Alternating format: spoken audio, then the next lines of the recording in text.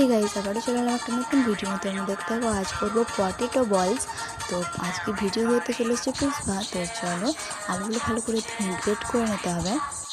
চলো গ্রেট করা হয়ে গেছে, তারপর দিয়ে দেবো 2 চামচ কর্নফ্লাওয়ার, তারপর দিয়ে দিলাম লঙ্কার গুঁড়ো আর হলুদ গুঁড়ো আর একটু নুন দিয়ে ভালো করে মেখে নিতে হবে। তো ভালো করে মেখে নিতে হবে। তো চলো এদিকে আমি কড়াই চাপিয়ে নিলাম। তো কড়াই চাপানো হয়ে গেছে। তো চলো ঢাকা দিয়ে রেখেছিলাম 5 মিনিট। তো নুন দেওয়াতে অনেক জল বেরিয়ে গেছে। তো ভালো করে জলটা বার করে তারপরে এরকম একটা বলের মতো শেপ করে নিতে হবে। তো কড়াইয়ে তেল দিয়ে দিলাম, তারপর একটা ভেজে দেখলাম কেমন হচ্ছে। তারপর দেখলাম হ্যাঁ ভালোই হচ্ছে, তারপরে সবগুলো দিয়ে দেখলাম। তো চলো সবগুলো হালকা আমি ভাজতে থাকি। তোমরা দেখো। তো প্রথমে পুষ্পা খেলে বলছে খুব ভালো হয়েছে। তো তোমরা একবার বাড়িতে ট্রাই করে দেখবে, খুব কিন্তু ভালো হয় খেতে।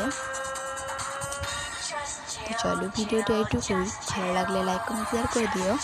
টাটা।